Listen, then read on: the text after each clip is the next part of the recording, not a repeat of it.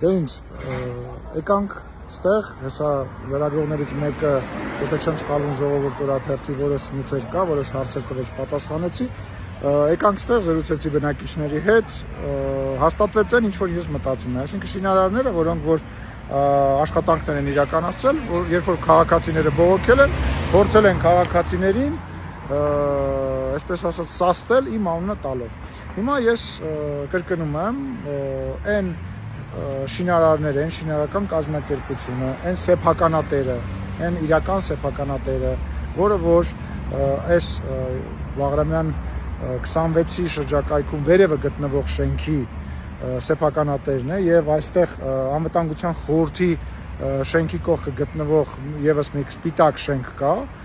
արդեն իսկ ավարտված շենքի սեփականատերերը, խնդրում եմ, առաջարկում եմ կապվել իմ գրասենյակի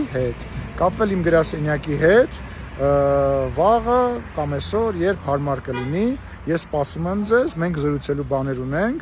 եւ ես վաղը առավոտյան նաեւ կկապվեմ քաղաքապետարանի հետ եւ կճշտեմ արդյոք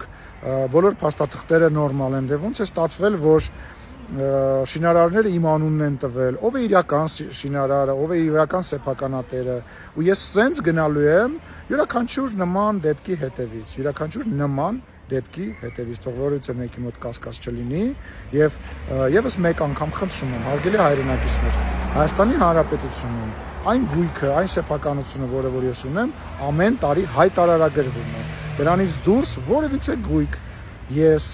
չունեմ եւ չեմ կարող ունենալ։ Շնորհակալ եմ եւս մեկ անգամ, սպասում եմ այդ կազմակերպությունների տնօրեններին, սեփականատերերին։ Եթե վաղը մինչև օրվա վերջ իրենք ինձ հետ չկապվեն, ես պարտադիր կերպով իրենց հետ կկապվեմ, բայց առաջարկում եմ իրենք իմ հետ կապվեն։